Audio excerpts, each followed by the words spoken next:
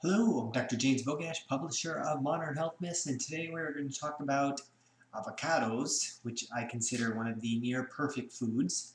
Certainly, nothing is a perfect food, but there's a couple foods that do come close, and avocados are definitely on that list. Uh, Unfortunately, there was quite a period of time there where we were misled by people who thought they knew what they were talking about nutrition. And if you remember that dietary guide pyramid, where on the top was fats and oils used sparingly.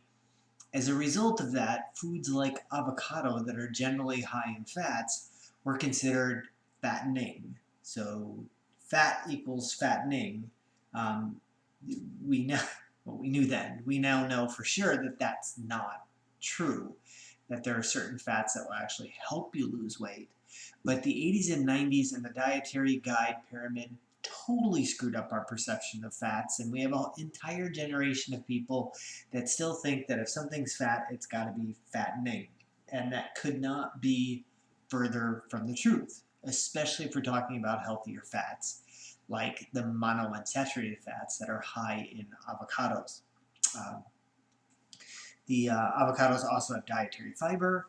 They have potassium in them. The green pigment in there also is protective for us. So just from an all-over standpoint, avocados are loaded with things that are very good for us, and having them as part of a daily diet is good for all kinds of conditions like high blood pressure, heart disease, diabetes, cancer, immune function.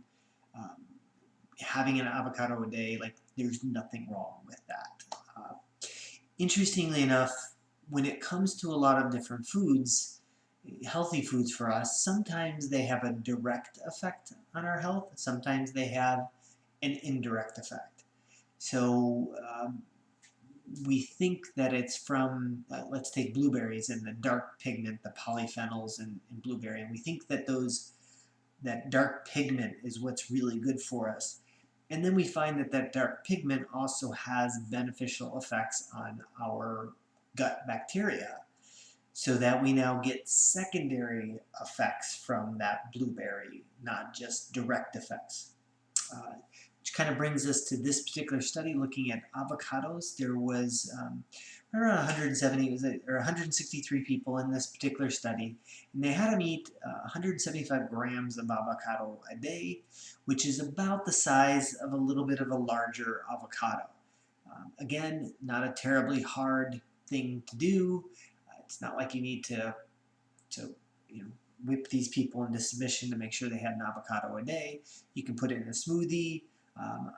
In the past, we've done, I call it lazy man's guacamole. You just, we've halved avocados, put them on the grill, flip them over, and put salsa in it. Avocados can be cut and sliced. I mean, you can use them in just about anything. And so having one avocado a day is not a problem. This was a study done over the course of 3 months, and what they found was that there was a pretty massive change in the gut bacteria, all of them in a positive light.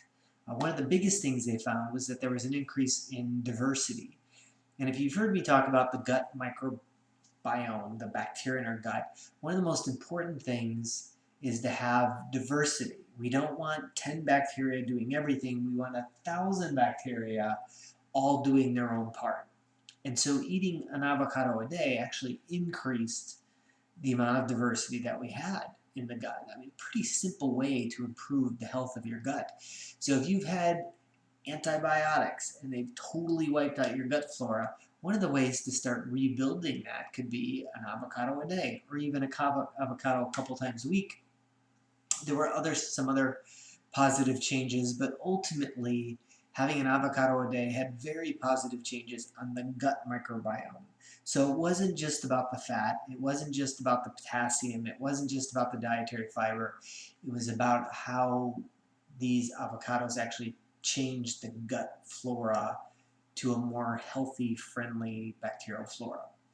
So, so make sure that you add an avocado a day, or at least a couple a week. Just make sure it's part of your regular diet.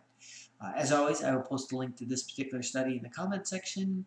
Make sure you like this video, share it with somebody who you think needs this information, and subscribe to the channel.